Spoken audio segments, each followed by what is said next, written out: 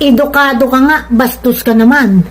Real talk, hindi lahat ng nakapagtapos ay may pinag-aralan. Nakagraduate ka lang at nagka-diploma, may karapatan ka ng manapak at mambastos ng kapwa mo tao? Abay, para kang lumulutang sa ere, dahil kung talagang nakapag-aral ka, bakit hindi ka marunong rumespeto?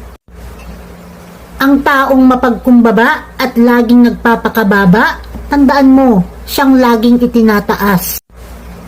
At dapat na ina-apply mo yan sa totoong buhay.